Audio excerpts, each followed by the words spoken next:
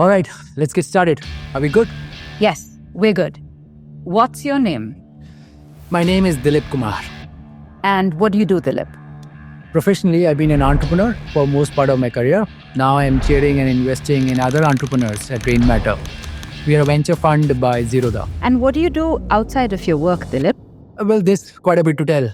I'm a long distance runner. I train for marathons. 2 years ago, I was amongst the top 3 fastest Indians to finish Boston Marathon. You're a marathoner. Have you been in athletics all your life?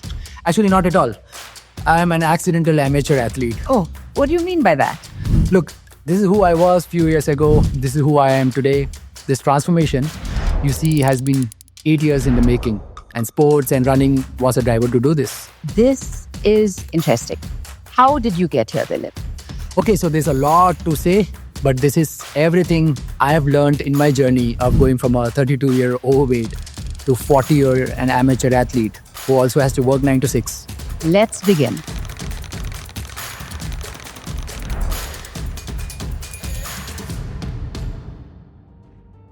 So, where do you want to start? Like I said, there's quite a bit to tell. Look, there's a huge problem in how mainstream and social media shows what healthy means. I mean, the world went from a place with few accessible sources of health information to like how or what do you know? In my experience, every cancer can be cured in 2 to 16 weeks. 8 दिन में लोगों का हम 12 से 15 kilo तक कम कर देते हैं. You see, we live in a world today where people have incentives to confuse you. On one side, we have a health and fitness industry that has grown to a size of $1.5 trillion. And on the other side, our health markers are actually getting worse. How did we get here? Let me explain. First, as a country, even today, most of our population lacks basic knowledge about nutrition, health, and fitness. We still don't teach about these in our schools or colleges. Not even a common topic we discuss at our home. I'd written a tweet some time back and that went viral. Second, because we lack basic understanding, people are still very confused and don't really understand the difference between staying healthy and fit. Which brings me to my first learning on this journey, which is that being fit and being healthy are two very different things. Much of the content we are consuming around health is geared towards this wrong goal: spot reduction, becoming lean in 20 days, or losing X kilos in 2 months. These aren't health goals. Health is a more long-term process. Think of it this way. Fitness is like the engine of a car. It might be powerful, and that might make the car go fast. Health, however, is like this entire car system, including your engine, fuel efficiency, brakes, and your safety features. You could have a powerful engine, but if your brakes fail, the car is going to die soon. Personally, I benefited greatly from shifting my focus from looking fit to being healthy. So, what do you think goes into the process of being healthy? Where should one start, and what's the first step? Look, this isn't a step-by-step process like most other things in life. That was the first thing I learned. That getting your health in order isn't about just getting one thing right. When I look back in my pictures, I realized that I was overweight. Normal day chores in my life started becoming a struggle. I was an entrepreneur, which means I had to do a lot of meetings, I had to do a lot of conferences. There were instances where I couldn't stand in a conference for more than 10 minutes because it was hurting me.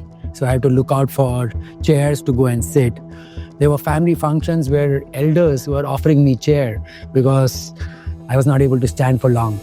So that was a reality check, I would say, that made me realize that it's just not happening and I had to fix something.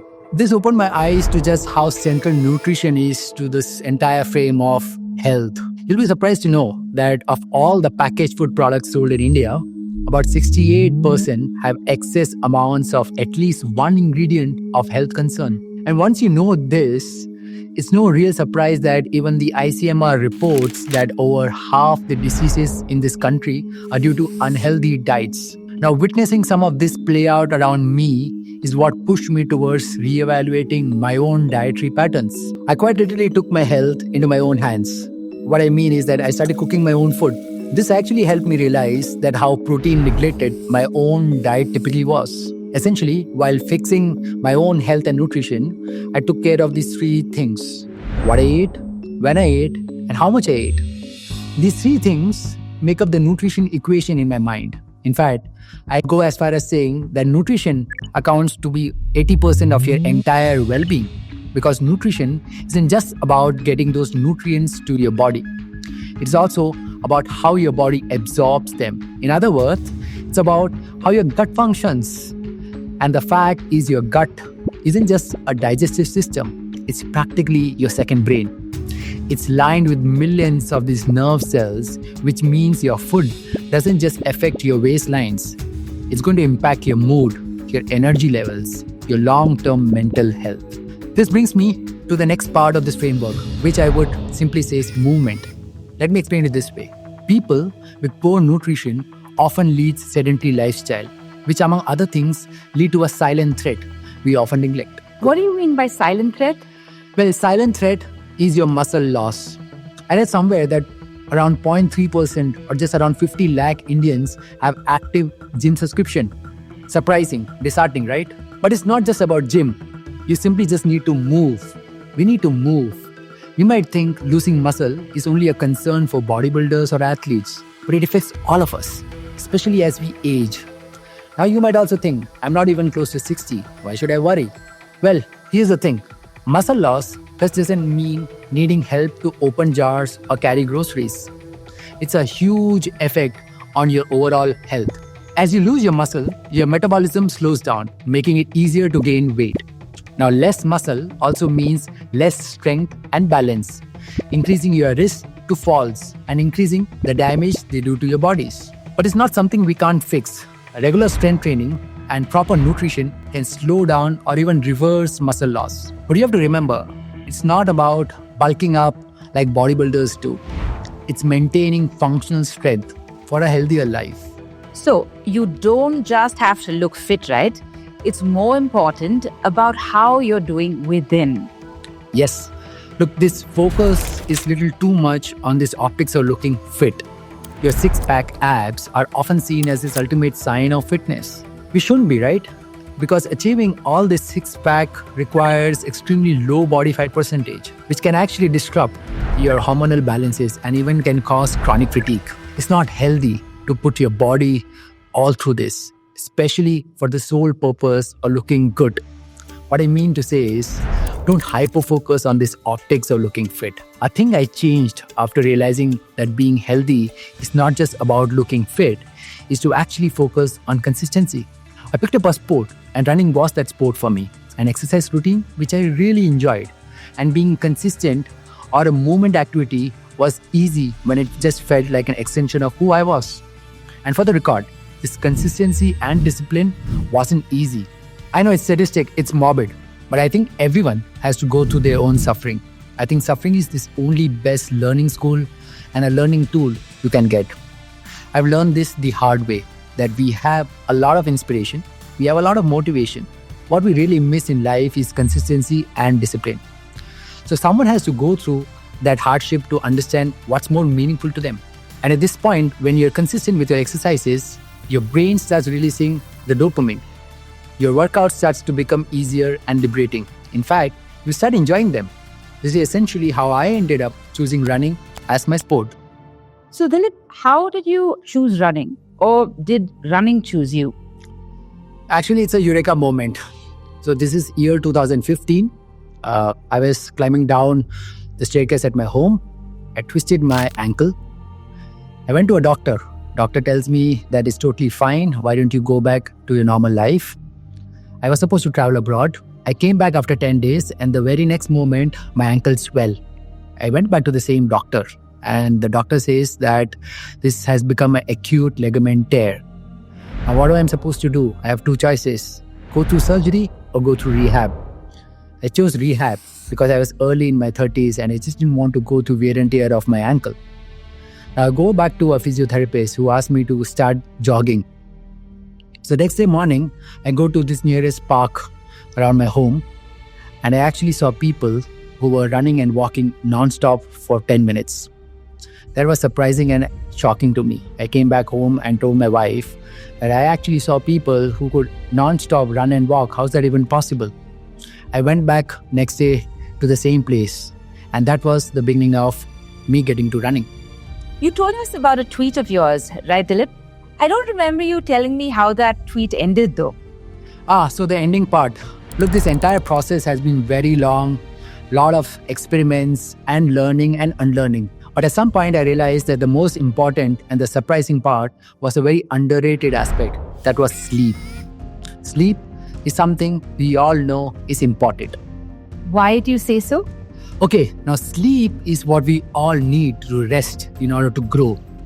Now, you might have noticed that when we get poor night's sleep, we all get irritated. That's because a good sleep is actually regulating your mood. During deep sleep, your body actually repairs those tissues, grows muscles, and releases something called as a growth hormone. Now understand this equation. Stress plus rest is equal to growth. This makes good sleep a very important component of your overall health framework. Does sleep affect your mental health in any way? Oh, absolutely. Now, mental health is the most underrated aspect of your health. Just like how we neglect sleep, we also neglect mental health, which makes it very important for you to know that if you're not averaging at least 6 or more hours of sleep, you're more than twice as likely to have a mental health problem. I'm serious. When you are starting with your health journey, it can seem like sleep is the least of your worries. But I don't think enough people really know how to sleep or even sleep well. What I mean here is that there's so many people who are eating their dinner late, staring at their screen, or even consuming alcohol before they get to their bed. All this deeply affects the quality of the sleep you're getting in, which again affects this entire health framework. It's like when you are building a roof, you need to have all the pillars to be of equal height and equal strength. Otherwise, your roof isn't going to be stable. It might even crumble and fall. Your health is just like the roof. It can never balance on just one or two pillars. So, Dilip, from what you've said, I figure it's nutrition, sleep, and movement. Is that all?